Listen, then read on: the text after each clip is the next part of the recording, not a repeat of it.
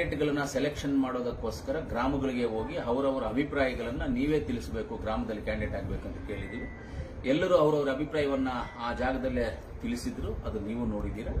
ಅದರ ಮೇಲೆ ನಾವು ಎಲ್ಲರನ್ನು ಕುಂಡಿಸ್ಕೊಂಡು ನಾವು ಪರಿಶೀಲನೆ ಮಾಡಿ ಯಾರು ಏನು ಹೆಂಗೆ ಅಂತೆಲ್ಲ ಪರಿಶೀಲನೆ ಮಾಡ್ತೀವಿ. ಅದರ ಮೇಲೆ ಅದನ್ನ ನಮ್ಮ ಹೈಕಮಾಂಡ್ಗೆ ಸಬ್ಮಿಟ್ ಮಾಡಿ ಹೈಕಮಾಂಡ್ನಿಂದ ಅನುಮೋದನೆ ತಗೊಂಡು ಮುಂದಿನ ಕ್ಯಾಂಡಿಡೇಟ್ಸ್ ಅನ್ನ ಅನೌನ್ಸ್ ಮಾಡ್ತೀವಿ. ಈಗಲೆಲ್ಲ ಇನ್ನ ಲೇಟ್ ಆಗುತ್ತೆ ಅದು.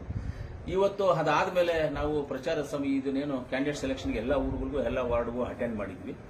ಅಟೆಂಡ್ ಮಾಡಿದ್ಮೇಲೆ ಕೆಲವರು ನಮ್ಮ ಅಭಿವೃದ್ಧಿ ವಿಚಾರ ನೋಡಿ ಇವತ್ತು ಎಲ್ಲರೂ ಹೇಳಿದ್ರು, ವೇಮಗಲ್ ನರಸಾಪುರ ಯೋಜನಾ ಪ್ರಾಧಿಕಾರವನ್ನು ಮಾಡಿದ್ದೀರಾ, ಒಳ್ಳೆ ಅಭಿವೃದ್ಧಿ ಆಗುತ್ತೆ, ಒಳ್ಳೆ ದೊಡ್ಡದಾಗಿ ಅಭಿವೃದ್ಧಿ ಆಗುತ್ತೆ. ವೇಮಗಲ್ಗೆ ಏರ್ಬಸ್ ಹೆಲಿಕಾಪ್ಟರ್ ಕಂಪನಿಯನ್ನ ತಂದಿದ್ದೀರಾ.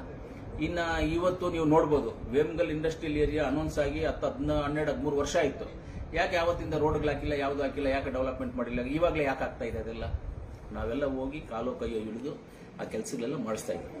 ಇದನ್ನೆಲ್ಲ ನಮ್ಮ ನಾಯಕರುಗಳು, ವೇಮಗಲ್ ಇರ್ತಕ್ಕಂಥ ಎಲ್ಲ ನಮ್ಮ ನಾಯಕರುಗಳು ಸೇರಿ ನಾವು ಈ ಅಭಿವೃದ್ಧಿ ಜೊತೆಗೆ ಕೈ ಜೋಡಿಸ್ತೇವೆ, ನಾವು ನಿಮ್ಮ ಜೊತೆಗೆ ಇರ್ತೀವಿ ಅಂತ ಇವತ್ತು ನಮ್ಮ ಕುರುಬರಳ್ಳಿ ಕುಮಾರ್ ಮಾಜಿ ಗ್ರಾಮ ಪಂಚಾಯಿತಿ ಅಧ್ಯಕ್ಷರು, ಆಮೇಲೆ ಮುನ್ರಾಜು ಬೆಟ್ಟಸ್ಪುರ ಮಾಜಿ ಗ್ರಾಮ ಪಂಚಾಯಿತಿ ಅಧ್ಯಕ್ಷರು, ಅವರು ನವೀನು ಗ್ರಾಮ ಪಂಚಾಯಿತಿ ಸದಸ್ಯರು ನವೀನು, ಇವರೆಲ್ಲರೂ ಅವರ ಗುಂಪು, ಇವಾಗ ಏನ್ ಹೇಳಿದೆ, ಇವರು ಅವರ ಬೆಂಬಲಿಗರು, ಅವರ ನಾಯಕರು, ಅವರ ಫುಲ್ಲು ಅವ್ರಿಗೆ ಏನು ಅವ್ರಿಗೆ ಕ್ಲೋಸೆಸ್ಟ್ ಜೊತೆಯಲ್ಲಿ ಇರ್ತಾರೋ ಅವರೆಲ್ಲರೂ ಇವತ್ತು ನಮ್ಮ ಜೊತೆಗೆ ಸೇರ್ಪಡೆ ಆಗಿದ್ದಾರೆ. ನಾನು ಅವ್ರಿಗೆ ಹೇಳಿದ್ದೀನಿ, ಗೌರವವಾಗಿ, ನ್ಯಾಯಯುತವಾಗಿ, ಸಂವಿಧಾನಬದ್ಧವಾಗಿ ನೀವು ಬಂದಿರೋದ್ರಿಂದ ಆ ಗೌರವ, ಆ ನ್ಯಾಯ, ಆ ನೀತಿ, ಧರ್ಮವನ್ನು ನಾನು ಕಲಿಸೋದಕ್ಕೆ ಸಿದ್ಧವಾಗಿದ್ದೀನಿ ಅಂತೇಳಿ ಎಲ್ಲ ಜನಗಳ ಮುಂದೆ ಹೇಳಿದ್ದೀನಿ. ಅದೇ ರೀತಿಯಲ್ಲಿ ನಡ್ಕೊಂಡು ಹೋಗ್ತೀವಿ ನಾವೆಲ್ಲರೂ ಅಷ್ಟೇ.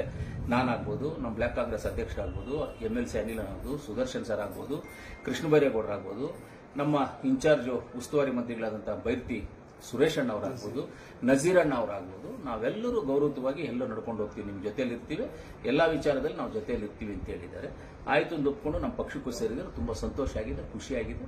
ನಾವು ಈ ಚುನಾವಣೆಯನ್ನ ಗೆಲ್ಲೋದಕ್ಕೆ ಮುನ್ಸೂಚನೆ ಇದೆಲ್ಲ. ನಮ್ಮನ್ನು ಇಷ್ಟಪಟ್ಟು ಬರೋದು ಮುನ್ಸೂಚನೆ. ನಾವು ಕಷ್ಟಪಟ್ಟು ಯಾರನ್ನೂ ಹೇಳ್ಕೊಂಡು ತೊಂದರೆ ಕೊಟ್ಟು ಕಷ್ಟಪಟ್ಟು ಯಾರನ್ನೂ ಹೇಳ್ಕೊಳ್ತಾ ಇಲ್ಲ. ಅವರಾಗಿ ಇಷ್ಟಪಟ್ಟು ನಮ್ಮ ಹತ್ರ ಬರ್ತಾ ಇದ್ದಾರೆ, ನಾವಾಗಿ ಇಷ್ಟಪಟ್ಟು ಅವ್ರ ಹತ್ರ ಹೋಗ್ತಾ ಇದ್ದೀವಿ. ಅವರು ಇಷ್ಟಪಟ್ಟಿದ್ದಾರೆ, ನಾವು ಇಷ್ಟಪಟ್ಟಿದ್ದೀವಿ. ಈ ರೀತಿ ಹೋಗ್ತಾ ಇದ್ದೀವಿ. ನಮಗೆ ಈ ಚುನಾವಣೆ ಗೆಲ್ಲೋದಕ್ಕೆ ಇದು ಮುನ್ಸೂಚನೆ ಅಂತ. ನಾವು ಯಾವತ್ತು ಬಂದು ವೇಮಗಲ್ನಲ್ಲಿ ನಾವು ಒಂದು ಮೀಟಿಂಗ್ ಅಂತ ಮಾಡಿದ್ರೆ ಮಳೆ ಬರುತ್ತೆ, ನಮಗೆ ಮಳೆ ಬರುತ್ತೆ. ಅಂದ್ರೆ ಮಳೆ ಅಂದ್ರೆ ನಮ್ಮನ್ನು ಓಡಿಸುವಂತ ಮಳೆ ಬರೋದಿಲ್ಲ, ನಮ್ಮನ್ನು ಕುತ್ತುಕೊಳ್ಳುವಂತ ಮಳೆ ಬರುತ್ತೆ, ಆಶೀರ್ವಾದ ಮಳೆ ಬರುತ್ತೆ. ಅದು ನಮ್ಗೆ ಈ ಚುನಾವಣೆ ಸ್ಟಾರ್ಟ್ ಆದ್ಮೇಲೆ ಅದೊಂದು ನಮಗೆ ಮುನ್ಸೂಚನೆಗಳು ಚೆನ್ನಾಗಿ ಸಿಗ್ತಾ ಇದೆ ಅಂತ ಹೇಳಕ್ಕೆ ಇಷ್ಟಪಡ್ತೀನಿ.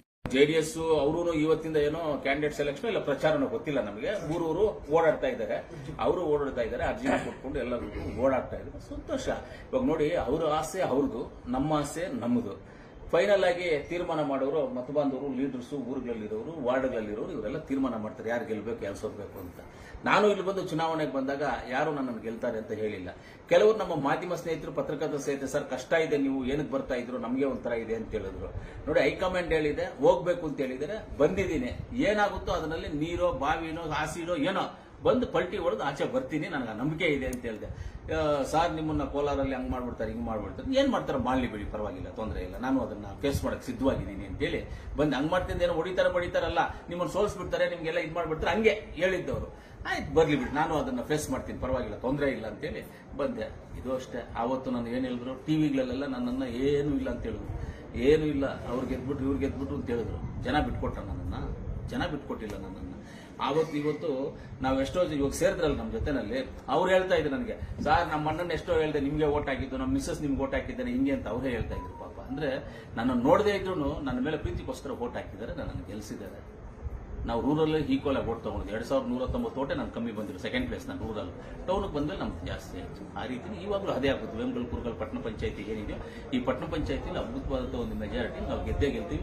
ಆಮೇಲೆ ನಾವು 8 ಗೆಲ್ತೀವಿ, 9 ಗೆಲ್ತೀವಿ, 10 ಗೆಲ್ತೀವಿ, 20 ಗೆಲ್ತೀವಿ ಅಂತೆಲ್ಲ. ನಾವು 17ಗೆ 17 ಗೆಲ್ಲಬೇಕು ಅನ್ನೋದು ನಮ್ಮ ಟಾರ್ಗೆಟ್. ಗೆಲ್ತೀವಿ. ಈ ಪಟ್ಟಣ ಪಂಚಾಯತಿ 17 ವಾರ್ಡ್ಗೆ ಏನ್ ಬರ್ಸಿ, ಇವತ್ತು ನಮ್ಮ ಜಿಲ್ಲಾ ಉಸ್ತುವಾರಿ ಮಂತ್ರಿಗಳು ಏನು ಸುರೇಶ್ ಅಣ್ಣ ಅವರು ಇದ್ದಾರೆ, ಅವ್ರ ಡಿಪಾರ್ಟ್ಮೆಂಟ್ ಬರುವಂತದ್ದು ಪಟ್ಟಣ ಪಂಚಾಯತಿ, ಗ್ರಾಮ ಪಂಚಾಯತಿ, ಇದು ನಗರಸಭೆಗಳಿಗೆಲ್ಲ ಬರೋದು ಆಯ್ತಾ. UD department, urban development department. Suresh ಅಣ್ಣ ಅವರೇ ನಮ್ಮ ಜಿಲ್ಲಾ ಉಸ್ತುವಾರಿ ಮಂತ್ರಿಗಳಿರೋದ್ರಿಂದ ಟೋಟಲ್ ಆಗಿ ವೇಮಗಲ್ ಕುರುಗಲ್ ಪಟ್ಟಣ ಪಂಚಾಯಿತಿಯನ್ನ ಈಗಲೇ ಇದರ ವ್ಯಾಪ್ತಿ ಏನಿದೆಯೋ ಈ ವ್ಯಾಪ್ತಿ ಎಲ್ಲ ಫುಲ್ಲು ಬಂದು UGD ಲೈನ್ಸ್ ಫಸ್ಟ್ ಮಾಡಿಸ್ಬೇಕು. ಆಮೇಲೆ ಮಾಡಕ್ ಆಗೋದಿಲ್ಲ. ಫಸ್ಟ್ UGD ಲೈನ್ಸ್ ಮಾಡಿಸ್ಬೇಕು. ಆಮೇಲೆ ವಾಟರ್ ಪೈಪ್ ಲೈನ್ಸ್ ಮಾಡಿಸ್ಬೇಕು ಫುಲ್ಲು. ಯಾಕಂದ್ರೆ KCB ಅಲ್ಲಿ ನೀರು ಬರುತ್ತೆ ನಮಗೆ ಡ್ರಿಂಕಿಂಗ್ ವಾಟರ್ಗೆ. ಆವತ್ತು ನಮ್ಮ ವಾಟರ್ ಪೈಪ್ ಎತ್ತಿನ ಹೊಳೆ ನೀರು ಬರುತ್ತೆ ಡ್ರಿಂಕಿಂಗ್ ವಾಟರ್. ಎತ್ತಿನ ಹೊಳೆ ಬಂದಾಗ ನಮಗೆ ಅದನ್ನ ಸಪ್ಲೈ ಮಾಡೋದಕ್ಕೆ ನಮಗೆ ಅವಕಾಶ ಆಗಬೇಕು. ಫಸ್ಟ್ UGD ವಾಟರ್ ಲೈನ್ಸ್ ದೊಡ್ಡದಾಗಿ ವಾಟರ್ ಲೈನ್ಸ್ ಮಾಡ್ಕೋಬೇಕು. ಅದಕ್ಕೆ ಸಂಬಂಧಪಟ್ಟಂಗೆ ಟ್ಯಾಂಕ್ಸ್ ಮಾಡ್ಕೋಬೇಕು. ಅದನ್ನ ರೆಡಿಯಾಗಿ ಇಟ್ಕೋಬೇಕು ನಾವು. ಆಮೇಲೆ ರೋಡ್ಸ್ ಎಲ್ಲ ಡೆವಲಪ್ಮೆಂಟ್ ಮಾಡೋದು ಅಲ್ಲೇ. ನಮ್ಮ ಸುರೇಶ್ ಅಣ್ಣ ಅವರು ಅದೇ ಡಿಪಾರ್ಟ್ಮೆಂಟ್ ಇರೋದ್ರಿಂದ ನಮ್ದೇನು ದುಡ್ಡು ತಗೊಳ್ಳೋದು ದೊಡ್ಡ ವಿಚಾರ ಅಲ್ಲ. ದುಡ್ಡು ತಗೊಳ್ತೀವಿ, ಸಮಸ್ಯೆ ಇಲ್ಲ. ಈಗಲೂ 5 ಕೋಟಿ ರೂಪಾಯಿ ಹಾಕಿದ್ದೇವೆ. ಈಗಲೂ 5 ಕೋಟಿ ರೂಪಾಯಿ ಪಟ್ಟಣ ಪಂಚಾಯತ್ ಹಾಕಿದ್ದೀವಿ. ಯೋಜನಾ ಪ್ರಾಧಿಕಾರವನ್ನು ಮಾಡಿದ್ದೀವಿ. ಯೋಜನಾ ಪ್ರಾಧಿಕಾರದ ಮೊದಲನೇ ಸಭೆಯನ್ನು ಮಾಡಿದ್ದೀವಿ ನಾವು. ಮೊದಲನೇ ಸಭೆ ಇವಾಗ ಯಾರಂದ್ರೆ ಅವ್ರು ಇಷ್ಟ ಬಂದಂಗೆಲ್ಲ ಮನೆಗಳು ಕಟ್ಟಕ್ಕಾಗಲ್ಲ, ಇಷ್ಟ ಬಂದಂಗೆಲ್ಲ ಬಿಲ್ಡಿಂಗ್ಗಳು ಕಟ್ಟಕ್ಕಾಗೋದಿಲ್ಲ. ಯೋಜನೆ ಪ್ರಾಧಿಕಾರದ ನೀವು ಅನುಮತಿ ತಗೊಂಡ್ರೆ ನಿಮ್ಗೆ ಕರೆಂಟ್ ಕೊಡೋದು, ಅನುಮತಿ ಕೊಡಬೇಕು. ಇದೆಲ್ಲ ಇದೆ. ಯೋಜನಾ ಪ್ರಾಧಿಕಾರ ಮಾಡಿದ್ದೀವಿ. ಆಮೇಲೆ ಡೆವಲಪ್ಮೆಂಟ್ ವಿಚಾರದಲ್ಲಿ ನಾವೆಲ್ಲ ಹಿಂದೆ ಹೋಗ್ತಾ ಇಲ್ಲ. ಆಮೇಲೆ road, highway road, Devanahalli, Vijayapura, Jangamakote, H cross, Vemagal, Kolar ನಮ್ಮ SP ಮನೆ ಸ್ಟ್ರೈಟು. ಆಮೇಲೆ ವೇಮಗಲ್ಲಿಂದ ನರಸಾಪುರ, ಮಾಲೂರು, ಹೊಸೂರು ಬಾರ್ಡ್ರು, ಮಾಲೂರಿಂದ ಹೊಸಕೋಟೆಗೆ ಒಂದು ರೋಡ್. ಇದೆಲ್ಲ ಬಂದ್ಬಿಟ್ಟು 3200 ಕೋಟಿ ಇದು ರೋಡ್ಸ್ ಎಲ್ಲ ಆಗಿದೆ. ಟೆಂಡರ್ಗಳು ಆಗೋಗಿದ್ದಾವೆ. ಓಪನ್ ಆಗಿರ್ಬೇಕು. ಟೆಂಡರ್ ಓಪನ್ ಆಗಿದೆ. ಅದು ಯಾರಿಗಾಗಿದೆಯೋ ಗೊತ್ತಿಲ್ಲ. ಟೆಂಡರ್ ಓಪನ್ ಆಗಿದೆ. ಇಷ್ಟಲ್ಲೇ CM ಮಾನ್ಯ ಮುಖ್ಯಮಂತ್ರಿಗಳನ್ನ, ನಮ್ಮ ಡೆಪ್ಟಿ CM ಅನ್ನ, ನಮ್ಮ ಸುರೇಶ್ ಅಣ್ಣ ಅವರನ್ನ, ಜಾರಕಿಹೊಳಿ ಸಾಹೇಬರನ್ನ ಕರೆದು ಅದನ್ನ ಪೂಜೆ ಮಾಡಿ ರೋಡ್ ಸ್ಟಾರ್ಟ್ ಮಾಡ್ತೀವಿ. ಅದು ಬ್ಯಾಚ್ ಆಗಿ ಮಾಡಿದ್ರೆ, ತುಂಬಾ ಅಚ್ಚುಕಟ್ಟಾಗಿ ಮಾಡಿದ್ರೆ, ಜಲ್ದಿ ಕೆಲಸ ಆಗೋ ತರ ಮಾಡಿದ್ದಾರೆ.